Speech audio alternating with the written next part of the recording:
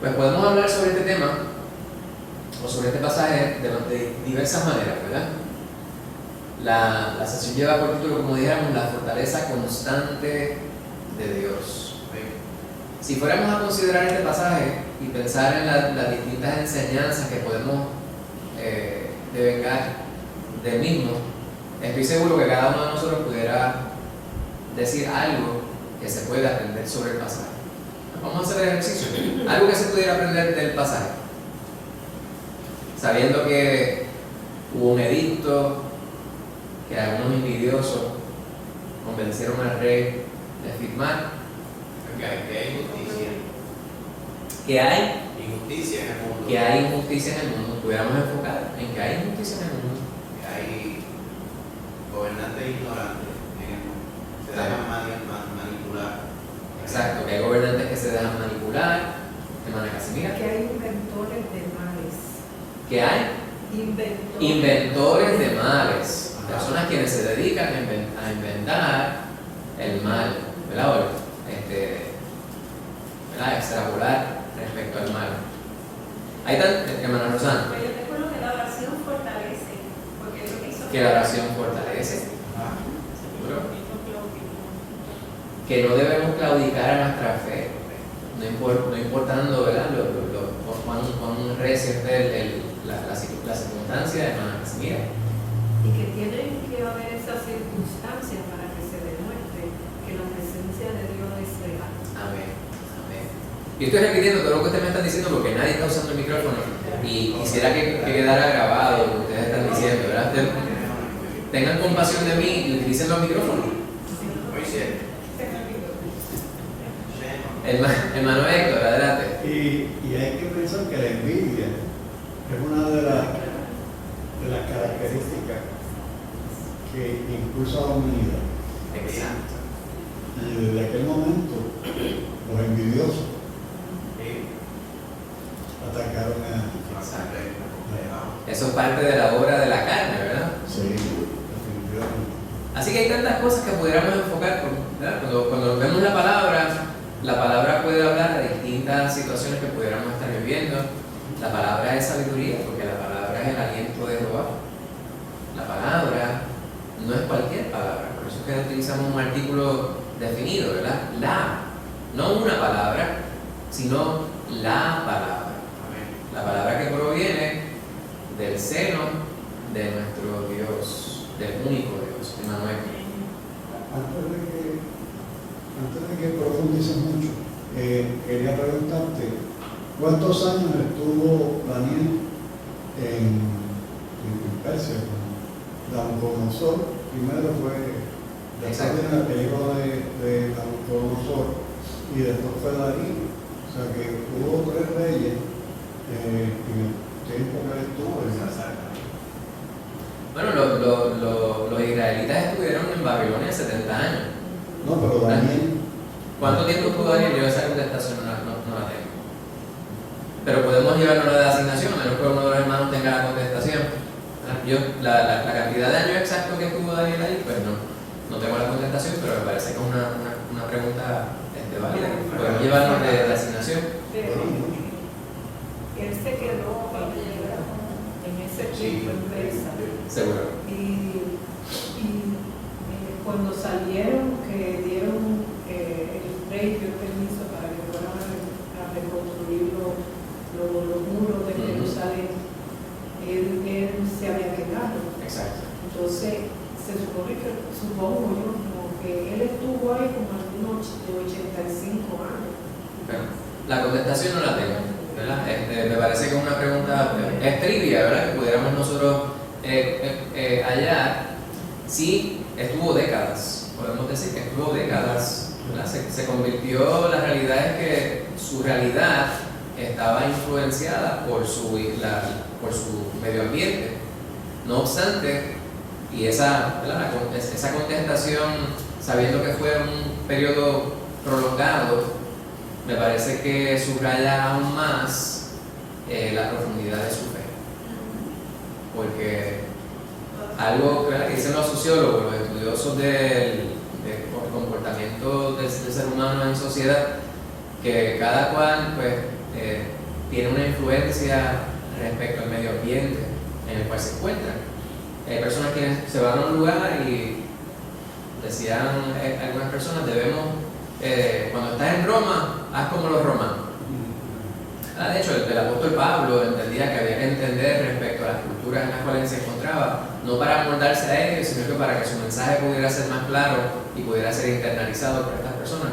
Pero tal vez eso es algo que yo pudiera hilvanar, ¿verdad? Respecto a la pregunta que usted formula, me parece que sí. Si algo es importante respecto a la contestación de la pregunta, la contestación la cual yo no tengo, es que no importa cuánto tiempo fue, si la palabra evidencia que su fe no menguó. Por el contrario, las circunstancias, como dice mi hermana Casimira, proveyeron para que pudiera ver el poder de Dios obrando sobre su vida sin importar las circunstancias que le rodeaban. Iba a hacer un comentario. Sí, y que hasta ese momento él vivió la visión de la etapa. Vivió el imperio de Babilonia Sí. y le tocó también vivir el derecho y sí, el de plata. Exacto. Le tocó vivir. O sea que no pueden ser más de 100 y pico de años que él haya vivido. El tiempo que haya sido fue mucho tiempo, ¿verdad? Tuvo la fortuna de vivir 2 etapas de la visión que él vio de la etapa. Amén. Pues yo voy a adentrar en el tema específico de esta noche porque sabemos que tenemos un grupo de estudiosos entre nosotros, ¿verdad? Todos los que estamos aquí presentes somos capaces de considerar 20 temas antes de ir al tema central. Y no quiero que me acusen de no haber tratado el tema central. Por eso les decía, ¿cuántas cosas podemos aprender respecto a este pasaje bíblico? Y la realidad es que podemos aprender mucho. Y cuando uno tiene un interés en congraciarse con el Señor, serle fiel y aprender de él cada vez, pues nos embelezamos con todo lo que el Señor nos quiere mostrar a través de su palabra. Entonces podríamos nosotros cometer el error, ¿verdad? De desviarnos mucho del tema y no enfocar y entonces dedicar el tiempo que debemos ahí. Así que la fortaleza constante de Dios es el título del estudio de esta noche y vamos a estar considerando una porción del capítulo número 6. Vamos a ir sobre una porción bastante extensa que todos nosotros conocemos. Vamos no obstante a leer cada uno de los versículos que aparecen aquí, desde el versículo 6 hasta el versículo 27 del capítulo 6 del libro del profeta Daniel. Y conocemos, a modo de introducción, la circunstancia, las características predominantes de ese pueblo que llamamos el pueblo de Dios. En estos tiempos, tan reciente como hace una semana y un poco más, conocemos lo que está sucediendo en la Franja de Gaza. Estos terroristas. Una de las pocas palabras que podemos utilizar para describir la realidad de estas personas quienes invadieron Israel en el tiempo reciente, el día 7 de octubre, a matar, a disparar a mansalva, matando cientos de personas. Y el pueblo de Israel, sabemos que en estos tiempos es un tema bien delicado porque hay visiones encontradas y muchas personas opinan sin necesariamente tener toda la información. Y nosotros incluso que conocemos la palabra de Dios y sabiendo lo que está sucediendo en esa región por milenios, no tenemos toda la información respecto a lo que está sucediendo realmente en el lugar porque dependemos de los medios de comunicación para entender. No obstante, sabemos lo que dice la palabra respecto a las circunstancias que viven ellos.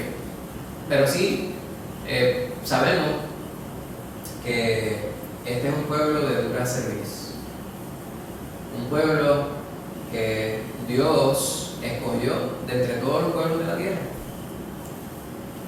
para mantenerle cerca de Él, para que le representara, para que le honrara, para que le glorificara. Pueblo para el cual hay promesa, el pueblo por el cual nosotros oramos. No dejamos de orar por el pueblo palestino, porque hay muchas personas quienes están muriendo que no tienen necesariamente interés respecto a lo que está dándose ahí, ¿verdad? Porque muchas personas dicen que deberían tirar una bomba y aplanar todo el terreno. Es bien fácil decirlo, cuando uno realmente no tiene intereses, ¿verdad?, invertidos ahí. Me refiero a no intereses económicos, estoy hablando de familia, porque ahí lo que viven son seres humanos. Y lo peor del caso es que el que muere sin Cristo, sabemos cuál es su derrotero. Pues hay que orar por todas las personas que están ahí, hermana Casimiro. Sí, necesariamente hay que orar, porque Dios es un Dios que ama a la humanidad, Él no hace excepción de personas, Él nos mira a todos por igual. Y una de mis oraciones en el mundo misionero es orar por los musulmanes. Y una de mis oraciones era: Señor, revélate, porque Dios hace como Él quiera, revélate a esa vida, tú lo puedes hacer.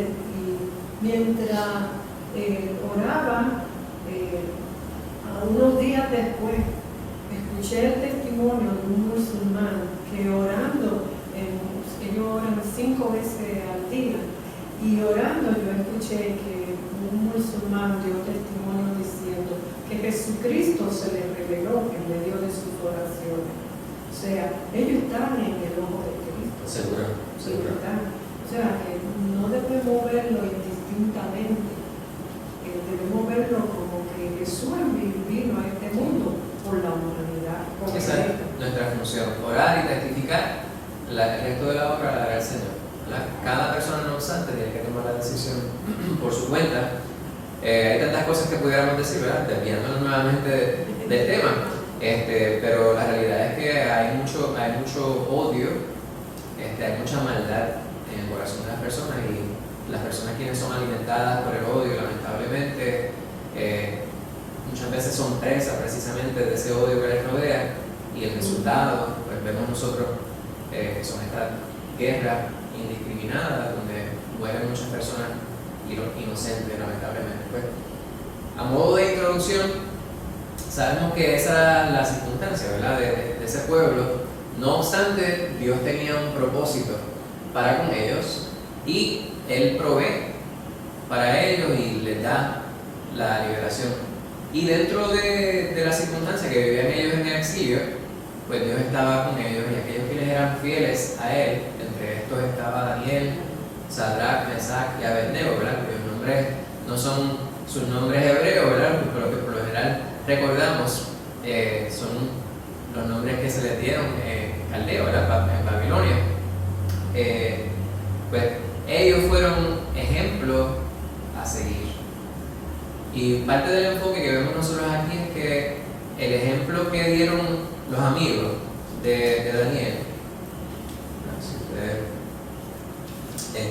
ven el pasaje que vemos nosotros en el capítulo número 3, otro pasaje que se conoce muy bien es cuando se les lanza a ellos al horno de fuego, precisamente también como una artimaña de parte de aquellos que querían hacerles daño, porque ellos eran fieles al único Dios. Y algo que yo subrayo mucho cuando las personas pretenden subrayar esta falsa doctrina de la declaración. Nosotros aquí declaramos. Yo puedo declarar lo que dice la palabra, porque cada vez que usted habla, usted está declarando. Sin embargo, no es como un hocus pocus, ¿verdad?, unas palabras mágicas, chim pum pam, tortillas, papas, como decía el payaso aquel. No es que yo declaro sanidad sobre tu vida, no, yo puedo pedirle a Dios que te sane y que se haga su voluntad, pero yo no puedo darle órdenes al Señor. Pues cuando pensamos en esto, ¿verdad?, a veces quieren insistir en esta falsa doctrina, pues podemos ir a la palabra. En muchísimos lugares pues se encuentra que la voluntad de Dios es soberana, ¿verdad? Dios es soberano, por lo tanto, Él bendice a quien bendice y no bendice a quien no bendice. Versículo 17 del capítulo 3 dice: He aquí, nuestro Dios a quien servimos puede librarnos del horno de fuego ardiendo, y de tu mano, oh Rey, nos librará. Versículo 17. ¿Eh? Y están seguros de que Dios lo va a hacer. Pero el versículo 18 dice: y si no, pero ¿cómo que no? No sé, ¿dónde está tu fe? Diría el que declara: y si no, sepas, oh Rey, que no serviremos a tus dioses, ni tampoco adoraremos la estatua que has levantado. O sea, que Dios tiene el poder para librarme de las circunstancias adversas. Sin embargo, Él no tiene que hacerlo. Su propio Hijo oró ante Él: Padre, pasa de mí esta copa, pero no se haga mi voluntad, sino la tuya. Que se haga como tú dices, que se haga tu voluntad. Y así nos enseñó nuestro Señor Jesucristo que oráramos nosotros, que se haga su voluntad en los cielos como en la tierra, ¿verdad? Es necesario que nosotros aceptemos la voluntad de Dios. Pues vemos nosotros el ejemplo de estos amigos de Daniel, y ese ejemplo le sirvió a él para fortalecerle en medio de esta circunstancia que tenía él que enfrentar cuando se dio la situación que vemos nosotros en el pasaje que vamos a estar nosotros considerando. Ahora, este pueblo que estaba atravesando una situación muy difícil, a veces vemos la palabra de Dios y se nos hace bien fácil, esto lo subrayamos en muchas instancias, se nos hace bien fácil juzgar a la distancia. Sin embargo, cuando nos encontramos nosotros en situaciones a veces mucho más livianas que las que estamos nosotros leyendo en distintas partes de la Biblia, notamos que a veces nos flaquean las rodillas y nuestra fe es probada. Sin embargo, tenemos que esperar siempre en el Señor y practicar precisamente lo que nos dice la palabra de Dios. Jeremías profetiza allá en la palabra, vemos nosotros que Dios habría de librar a este pueblo. Hay esperanza aún en medio de la adversidad, y había un tiempo específico que tendrían ellos que sobrellevar la prueba, específicamente 70 años, ¿verdad? Había dicho Jeremías que tendrían ellos que ser probados en este lugar.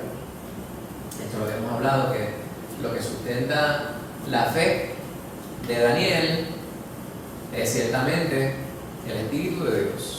Dios, su palabra, su experiencia con el Señor, pero también el ejemplo de aquellos que como Él confiaban en el único Dios. Dos preguntas que queremos formular en esta porción para que podamos continuar analizando el tema que estamos nosotros desarrollando. Primeramente, ¿por qué es importante que los cristianos sepan que este mundo presente no es nuestro verdadero hogar? ¿Verdad? Si lo hilvanamos y lo conectamos con el tema que estamos desarrollando, ¿por qué es importante? La palabra nos dice que nosotros somos ciudadanos de otro sitio. ¿Por qué es importante nosotros tener constancia de eso? Yo voy a comenzar la contestación, ¿verdad? Porque mientras menos apego tengamos a este lugar físico, menos atadura vamos a tener nosotros a lo terrenal. Hay personas que dicen: yo no le tengo miedo a la muerte. Y yo puedo entender que hay personas quienes son temerarios y deberían realmente temer la muerte, porque el que muere sin Cristo tiene un problema bien serio, ¿verdad? Es poca cosa decirlo de esa manera. Nosotros quienes conocemos a Cristo no debemos tener ningún tipo de temor a la muerte, pero más allá no debemos aferrarnos a lo que es terrenal, porque nuestra patria realmente está en los cielos. Rosana, tú estabas levantando la mano.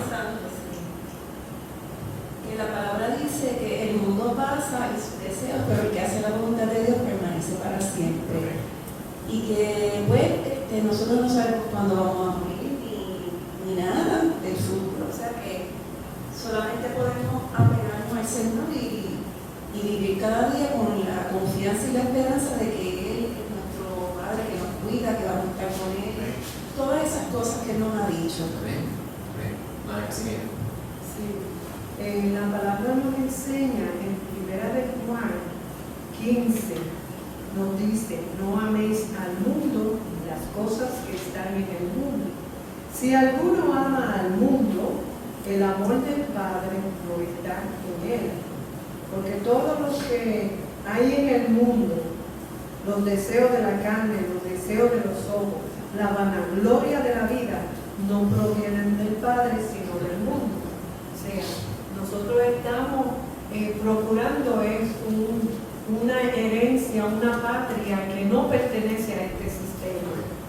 Entonces, para nosotros es importante no poner nuestra mirada ni nuestro corazón en este mundo, porque como dice, el cielo y la tierra pasarán, que lo sabemos, y como yo me voy a afianzar en algo que no está estable, que es movible, porque el cielo que Dios nos ofrece es inconmovible, no hay nadie que lo pueda mover.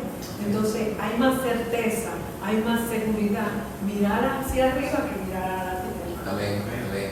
Mientras más seguro, estoy completamente de acuerdo con lo que dice hermana Casimira, mientras más estemos convencidos de que nuestra patria es celestial, más querremos nosotros comportarnos conforme a esa realidad. Pues la pregunta de seguidilla: ¿cuáles son algunas de las maneras en que los cristianos se ven desafiados a adoptar los valores y las prioridades del mundo?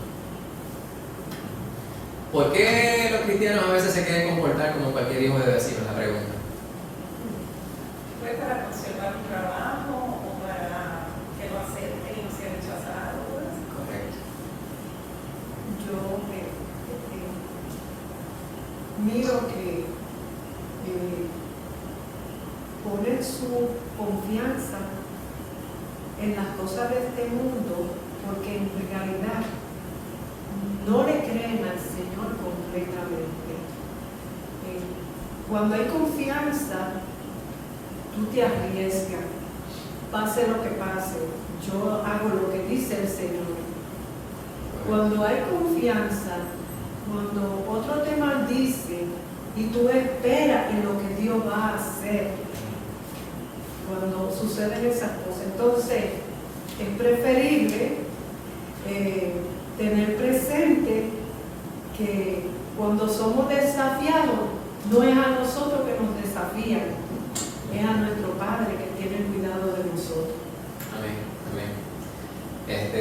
Compartía yo con la hermana Rosana y el hermano Héctor que hoy en mi trabajo nos visitaba el presidente de la institución. Los que conocen donde yo trabajo, pues es una institución que fue fundada con principios cristianos. Y en el diálogo que tuvimos estaba todo el personal, o la mayoría del personal, la academia y el personal no docente, el personal administrativo. Había cientos de personas en aquel anfiteatro. Al final, cuando hubo un intercambio, formularon una pregunta y luego yo le hice un comentario. El presidente es una persona que yo conozco hace décadas, una persona por quien tengo mucho respeto y admiración. Sin embargo, una de las cosas que yo, pues, problema que tengo serio con mi lugar de trabajo es que, a pesar de que tenemos una tremenda oportunidad para poder testificar respecto a Dios, respecto a Cristo Jesús, hay muchas trabas, muchos impedimentos por la promoción. Y cuando me puse de pie, le hablaba, le decía, lo primero que le dije, yo sé que no hay profeta sin honra, sino en su propia tierra, entre su parentela y en su casa.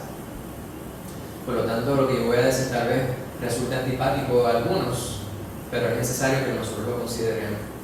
Y es bien importante que nuestra institución, que fue fundada con principios cristianos, con la intención, la visión que tenía el doctor John Will Harris, un pastor presbiteriano de Texas, que vino a Puerto Rico a principios del siglo XX y fundó la universidad en 1912, era evangelizar. Ese era el principio y ese era el norte. En el logo de nuestra universidad está la cruz, pero a veces a mí me da mucha vergüenza que esté la cruz allí, porque no necesariamente la institución representa lo que está allí. A los ojos se le ponían así, ¿verdad? Yo les decía, es necesario que nosotros sepamos que nosotros, cuando promovemos la universidad, por aquello de ser inclusivos, pues la inclusión es importante, porque uno trata a las personas con respeto, con dignidad. Sin embargo, nuestros principios morales y cristianos no son negociables. Y es necesario que nosotros entendamos eso y lo practiquemos. Y le hablé sobre una actividad en tiempos recientes donde había un compositor de música urbana, que es el nombre que más se menciona en estos días. Yo no le pienso dar pauta en este estudio, pero todo el mundo debe saber de quién estoy hablando. Y cuando esta persona estaba cantando o haciendo ruido, apareció el logo de la universidad. Entonces yo le digo al presidente, yo digo, él no me representa a mí. Y yo entiendo que nosotros no nos podemos casar con la filosofía que se presenta en esas composiciones que las personas dicen que esta persona crea.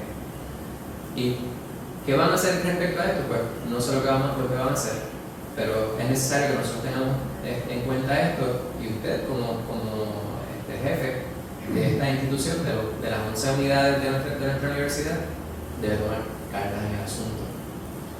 Y lo que dijo pues era que no tenemos control sobre ello. Yo entiendo que usted paga una pauta y muchas veces allá las emisoras pues pueden hacer lo que ellos quieran, pero sí hay formas de nosotros controlar, ¿verdad? Estoy hablando de la institución para la cual yo trabajo. En el plano personal, individual, como hijos de Dios, nosotros tenemos que tener mucho cuidado, ¿no? Nosotros no nos podemos, la palabra habla sobre no formar yugos desiguales. Hay personas que lo dicen, eso tiene que ver con el casamiento. Eso es una porción minúscula, la palabra no se enfoca en eso cuando habla sobre yugos desiguales, pero es con quienes nosotros nos enjuntamos, como decimos en el campo. ¿Con quién usted va a hacer negocios? Usted busca la prosperidad asociándose al tirador de droga porque es la persona que puede adelantar su agenda. Pues si usted hace eso, ya usted no está representando lo que Dios más quiere que usted represente. Y de la misma manera tenemos que ver nosotros en el todo, ¿verdad? Pues perdona que le haya tomado mucho tiempo para esto, pero me parece que es algo muy importante que nosotros consideremos. Vamos a ver este vídeo que tarda unos 5 minutos para luego tener que considerar las preguntas adicionales de discusión. No sé si el audio me ayuda. Creo que okay.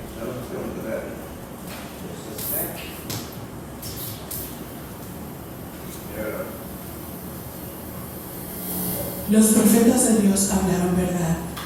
El pueblo de Dios fue derrotado, la nación destruida, y muchas personas fueron exiliadas, llevadas a Babilonia para servir a sus enemigos. El exilio duraría 70 años. Pero vivir en el exilio no significaba vivir como si Dios los hubiera abandonado por completo.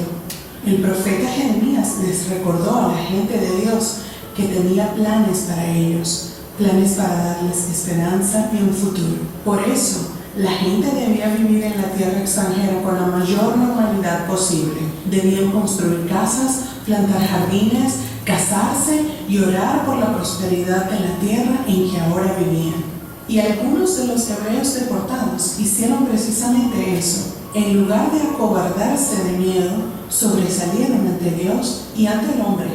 Y Dios los elevó a posiciones importantes de liderazgo en Babilonia, como Daniel y algunos de sus amigos.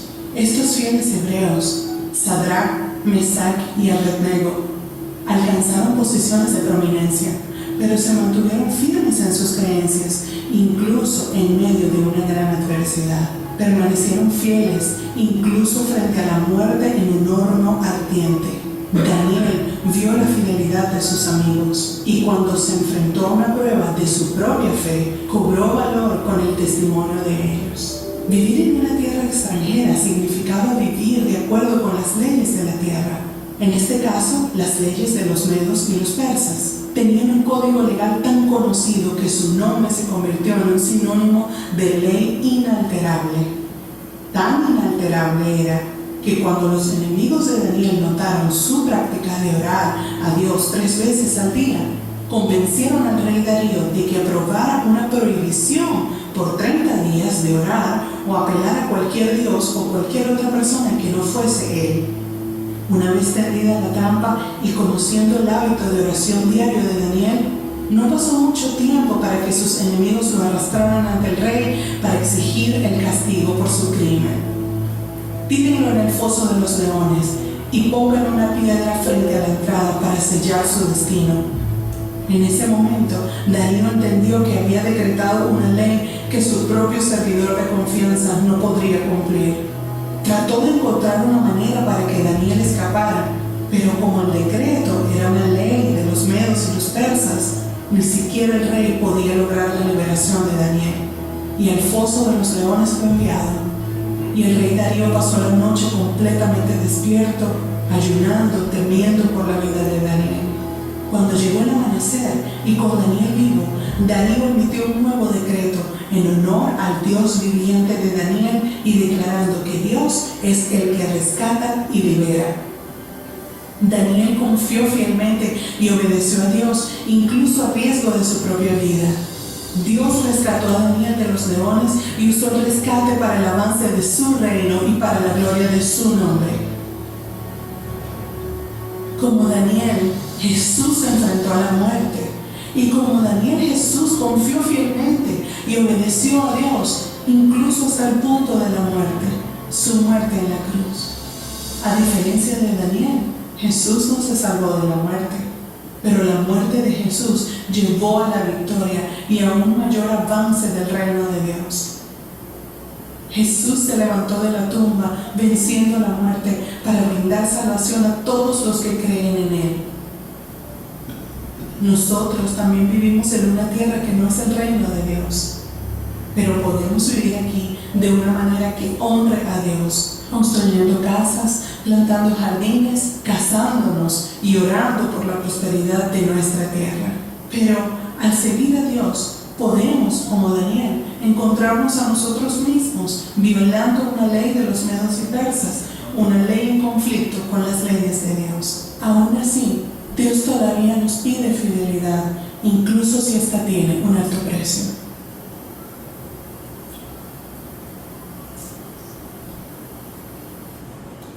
Bendito sea el Señor. La fortaleza constante de Dios. Recuerden que ese es nuestro tema. Vemos nosotros que Daniel tuvo que sufrir la salsa y el guayacán, como decimos en Puerto Rico. Ananías, Misael y Azarías son los nombres de Sadrach, Mesach y Abednego. Vemos nosotros que Daniel vio su ejemplo, vio su testimonio. Él también tendría que atravesar una prueba. A mí no me gusta alegorizar mucho la palabra, porque entendemos que esto es un relato histórico. Sin embargo, vemos nosotros que hay ciertos paralelos, que aunque usted y yo no vayamos a ser lanzados en un foso de leones, sí hay circunstancias que pudiéramos nosotros tener que atravesar por profesar fe en Cristo Jesús. Hay personas quienes se van a quedar sin empleo, tal vez eso no suceda, pero hay personas quienes se enemistan con sus propios familiares por querer vivir una vida que agrade a Dios. La vida de las personas te dan de codo. Y eso, la realidad es que por más que nosotros no queramos aceptarlo, es algo que nos hace sentir incómodos, nos entristece, nos incomoda. Pero el Señor nos manda a que no claudiquemos de nuestra fe. Dos preguntas que vamos a formular basándonos en este video introductorio. ¿Por qué crees que la tentación de ceder en nuestro compromiso es tan grande durante tiempos de adversidad? ¿Por qué la gente se ve tentada a enganchar los guantes cuando están pasando por situaciones difíciles en una situación? Yo creo que están preocupados por su situación, sea financiera, o sea, dependiendo cuál sea la propuesta en el momento. Están preocupados por eso y no por lo que ellos creen. Exacto. Amén. No es lo que ellos creen. ¿Sabe que en Puerto Rico, no sé si en la República Dominicana también tiene esta expresión, en Puerto Rico hay algo que llamamos la cultura jaiba? ¿Saben lo que es ser jaiba, verdad? Sí, el listo. El listo. En Puerto Rico, ser jaiba es el listo. Pues la jaibería es lo que se habla aquí, es un término muy coloquial, es algo que predomina, ¿verdad? Lamentablemente en este país. Y las personas a veces piensan que el fin justifica los medios. Abraham hubo un momento que obró de esa manera, quiso en diversas ocasiones, ¿verdad? Pero en distintas ocasiones vemos que quiso valerse de su propia sabiduría, de su propio listerismo, podemos decir nosotros, ¿Perdón? De su sabiduría terrenal. De su sabiduría terrenal. Y vemos nosotros que los cristianos no estamos exentos de ello, ¿verdad? Tenemos que estar nosotros siempre enfocados, nuestra mirada puesta en Cristo Jesús, hermana Rosana. Sí, otra cosa también que la naturaleza nuestra pues no le gusta sufrir, queremos siempre estar cómodos, que no pase nada malo. Exacto. Entonces cuando viene la adversidad pues tenemos que enfrentar el sufrimiento y eso pues es más difícil. Y hay pruebas y hay pruebas.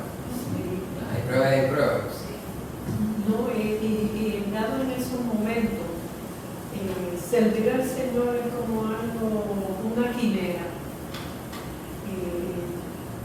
Se nos olvida lo que somos, lo que Dios ha hecho con nosotros. Eso se olvida, se va de la mente. Porque queremos lo que el mundo nos está ofreciendo y no queremos, como dice el hermano, pasar situaciones.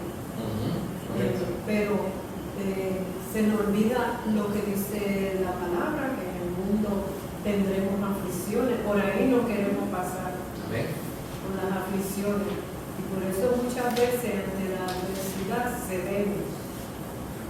Correcto. El otro día el pastor estaba haciendo referencia al pasaje de Santiago, segundo versículo del primer capítulo. Dice Santiago: hermanos míos, tened por sumo gozo cuando os halléis en diversas pruebas, sabiendo que la prueba de vuestra fe produce paciencia. Y esto es muy real, ¿verdad? A medida que uno madura en el Señor, se va dando uno cuenta que lo que dice la palabra es cierto, ¿verdad? Que todo obra para bien para los que aman al Señor. Es necesario nosotros ver cómo es que cada prueba, si damos lugar al Señor para que obre en medio de las circunstancias, la prueba nos fortalece. Ver la mano de Dios nos fortalece. Y luego viene otra prueba similar y ya más llevadera. Pues entonces las pruebas a veces van creciendo porque el Señor quiere que nosotros nos fortalezcamos para la verdadera prueba que habrá de venir más adelante. Y es necesario nosotros estar siempre pendientes y entendiendo que el Señor es el que está con nosotros y el que va a librarnos en medio de la adversidad. ¿Cómo te da fuerza la verdad del Evangelio para permanecer firme en medio de tales pruebas? Ya acabamos de citar varios versículos de la palabra. Una bendición que es leer la palabra y grabarla en nuestros corazones y nuestra mente es precisamente eso, que la palabra está a flor de labio, ¿verdad? Siempre está en nuestra boca, en nuestra mente, en nuestro corazón. Si dedicamos tiempo al estudio serio y profundo de la palabra, estará el Señor siempre evidente en medio de las circunstancias. Hermana Casimira. No, y la misma pregunta te da la respuesta. La verdad es la que te va a traer a ti a esa fortaleza, porque la vas a confirmar, la vas a vivir y la vas a comprobar de que es realidad lo que Dios dice. Amén. Que si nos afianzamos en ella, tendremos la victoria. Gloria a Dios, gloria a Dios. Vamos a ir a los tres pasajes que vamos a estar considerando. Realmente es un solo pasaje, pero lo vamos a dividir en tres porciones. Cada una de las porciones, pues, vamos a considerar dos preguntas y comentaremos brevemente sobre cada una de las partes con el énfasis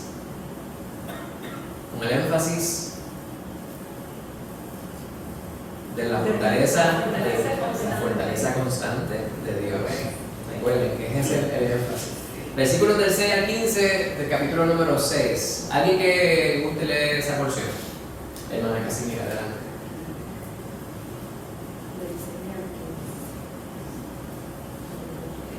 Entonces estos gobernadores y sátrapas se juntaron delante del rey y le dijeron así: Rey Darío, para siempre vive.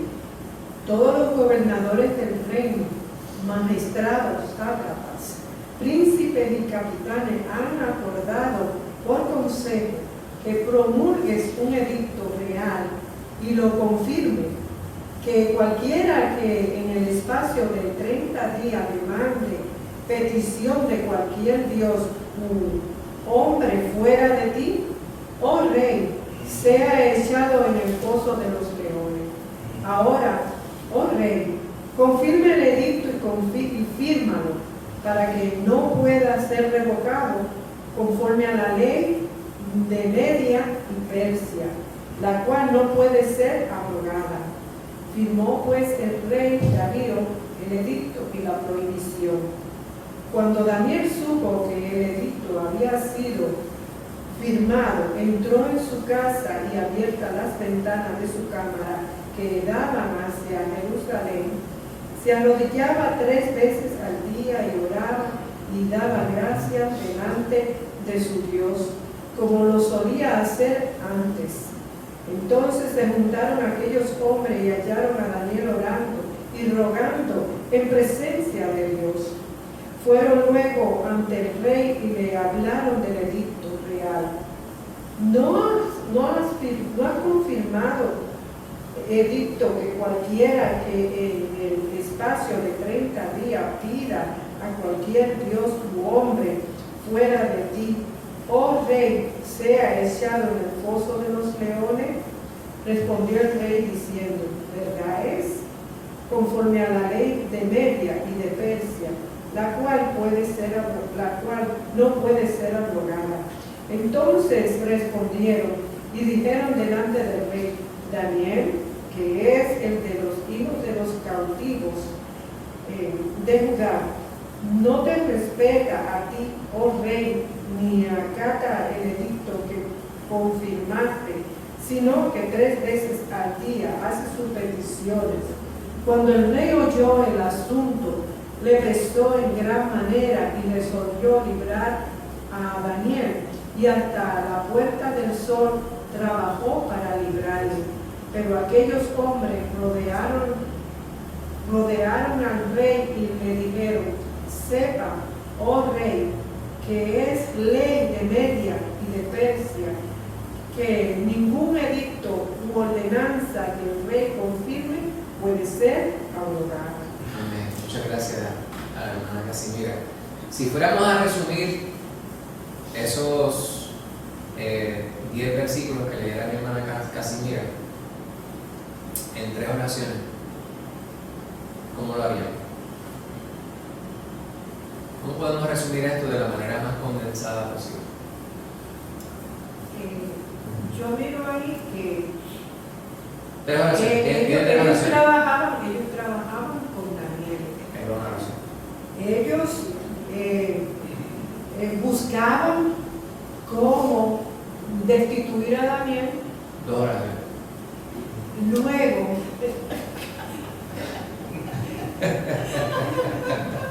cómo destituir a Daniel. Y la tercera, cómo se inventaron ese edicto para querer derrocar a Daniel de su posición. Porque, perdonen la otra parte,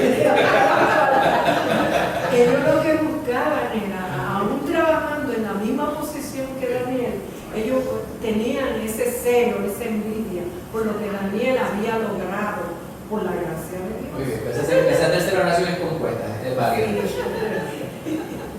Sí, porque hay oraciones compuestas, compuestas complejas.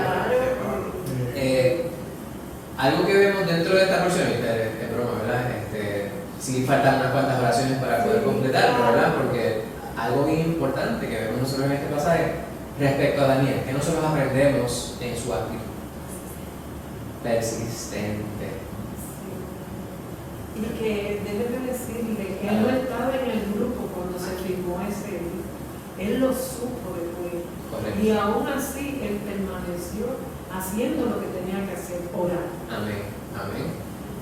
Calificativo. Adjetivos para Daniel. A ver, una palabra. Estoy condensando, ¿verdad? Le di 3 oraciones para que me resumieran. Ahora quiero que me den una palabra para describir a Daniel. Fiel. Perseverante. Perseverante. Valiente. Íntegro. Constante. Leal. Confiable. ¿Verdad? Qué buenas esas palabras. Predecible, se puede decir. Predecible. Gloria a Dios. Irreprensible. Amén. Pues como el Señor quiere que todos nosotros seamos, procuremos que esos calificativos también apliquen a nuestra vida.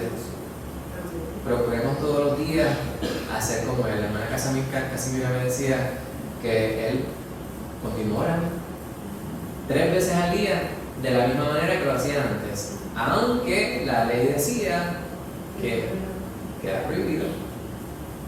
No sé. escondía, no era un creyente de la secreta.